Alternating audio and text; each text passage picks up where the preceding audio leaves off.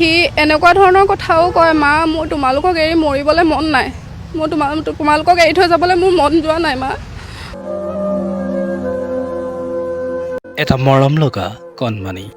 এই কণমানিটোৰ বয়স মাত্ৰ 3 বছৰ 8 মাহ।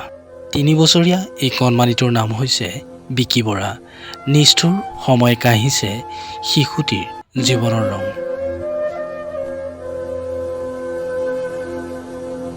যোৰহাট তিতাবৰৰ জালুকনী এৰিয়াৰ এই কণমানিটো কেঞ্চাৰ ৰোগত আক্ৰান্ত হৈ সম্পূৰ্ণ এটা বছৰে চিকিৎসাধীন হৈ আছে।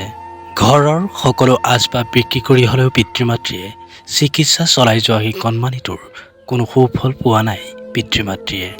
বৰ্তমান সময়ত শিশুটিৰ উন্নতমানৰ চিকিৎসাৰ বাবে বহু টকাৰ প্ৰয়োজন।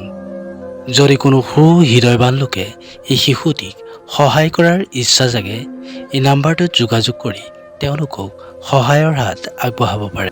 প্ৰিয় বন্ধু বান্ধৱীসকল, আপোনালোকৰ অলপমান সহায়ে এই শিশুটিৰ জীৱন ঘূৰি অহাৰ লগতে পিতৃ মাতৃৰ মুখলৈও হাঁহি ঘূৰি আহিব পাৰে। দুখ লাগিছে মোৰ। তেওঁ বাহিৰে কি কৰিম আৰু মই কথা ক'ব ভালকৈ নাজানো, পঢ়া লিখাও মানুহ মই নহয়। মই ইয়াত অলপ পঢ়া লিখা মানুহ, মই একেবাৰে নপঢ়া মানুহ। মই ভালকৈ কথা ক'ব নাজানো, কিন্তু তেওঁক ভালকৈ শুশ্ৰূষা কৰি আমাৰ মাজলৈ আনিব লাগে, মই এইটোৱে কামনা কৰোঁ। ভাল চিকিৎসা এটা যদি কৰে আকৌ শুনিবলৈ আমাৰ মন যায়, কিন্তু আমাৰ মুখৰ হাঁহিটো আকৌ ঘূৰাই নিবলৈ মন যায় তেওঁৰ। কিন্তু তেওঁ নাথাকিলে আমি দুয়ো কেনেকৈ জীয়াই থাকিম। এতিয়া আমি ঘৰখন তেনেকৈ তলা নমৰাকৈ এৰি গুচি আহিছোঁ, কিন্তু আমাৰ ঘৰত বেলেগ বস্তু থাকিলেহে চুই আনিব, আমাৰ ঘৰত একো বস্তুৱেই নাই। তেনেকৈ আমি দৰ্জা চৰ্জা খোলা ৰাখি তেনেকৈ থাকোঁগৈ।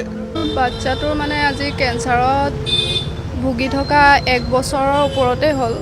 3 বছৰ 8 মাহ বয়সৰ পৰা তাক ট্ৰিটমেণ্ট কৰি থকা হৈছে আৰু গুৱাহাটী বি বৰুৱা কেঞ্চাৰ ইনষ্টিটিউটত আজি ট্ৰিটমেণ্ট যোৱা নৱেম্বৰৰ 21 তাৰিখৰ পৰা চলি আছে। আমি একেবাৰে দৰিদ্ৰৰ সীমাৰেখাৰ তলৰ মানুহ। আমি যিখিনি পাৰিছোঁ ৰাইজৰ সহায় লৈ বা নিজে হ'লেও বা গাঁৱৰ ওচৰ চুবুৰীয়াৰ সহায় লৈ হ'লেও যিখিনি পাৰিছোঁ কৰিছোঁ। এতিয়া আৰু আমাৰ হাতত কোনো উপায় নাই। বাচ্চাটোৰ মানে এতিয়া ইমান ছিটুৱেশ্যনটো ভাল নহয়, গতিকে মুখ্যমন্ত্ৰী ডাঙৰীয়াই যদি মোৰ সন্তানটিক ইয়াতকৈও কিবা উন্নত মানৰ চিকিৎসা দিব পাৰে, তেখেতে যেন সেই ব্যৱস্থা কৰি দিয়ে, এয়াই মই মুখ্যমন্ত্ৰী ডাঙৰীয়াক জনাম। আৰু আমাৰ নিজৰ ফালৰ পৰা আৰু ট্ৰিটমেণ্ট কৰিবলৈ কোনো সামৰ্থ্যও নাই আমাৰ, বা বিক্ৰী কৰিবলগীয়া কোনো সম্পত্তিও নাই। আমি দিন হাজিৰা কৰি যেনে তেনে ঘৰখন চলি থকা মানুহ। আজি এতিয়া এবছৰ দিনে যেনেকৈ নহওক ট্ৰিটমেণ্ট কৰি আছিলোঁ। এইখন হস্পিটেলতে আছোঁ, যোৱা নৱেম্বৰৰ পৰা আছোঁ, ইয়াতে আছোঁ। আজি এবছৰে হ'ল আৰু লাষ্ট ষ্টেজটো হয়ে, কাৰণ মানে তাৰ যেনেকুৱা এটা পৰ্যায় আহি গ'ল, তাৰ মানে এইটো আপোনাৰ অপাৰেশ্যন কৰিবও এতিয়া মানে অপাৰেশ্যন কৰিবলৈও নোৱাৰে। কেমো বা ৰেডিয়েশ্যনে যদি কামত দিয়ে তেতিয়া ট্ৰিটমেণ্ট হ'ব, কিন্তু এতিয়ালৈকে মেডিচিনে কোনো ৰেছপঞ্চ কৰা নাই। সি এনেকুৱা ধৰণৰ কথাও কয়, মা মোৰ তোমালোকক এৰি মৰিবলৈ মন নাই, মোৰ তোমালোকক এৰি থৈ যাবলৈ মোৰ মন যোৱা নাই মা, মই ভাল হ'ম মা, এনেকুৱা ধৰণৰ কথাও কয়। কিন্তু এনেকুৱা ধৰণৰ কথা এষাৰ 4 বছৰীয়া 5 বছৰীয়া বাচ্চা এটাই ক'লে কেনেকুৱা অনুভৱ হ'ব, সেইখিনি হয়তো সকলো পিতৃ মাতৃয়ে বুজি পাব। আৰু মোৰ বাচ্চাটোৱে মানে যিখিনি কথা কয় সেইখিনি একদম ডাঙৰ মানুহৰ দৰে কথা কয়।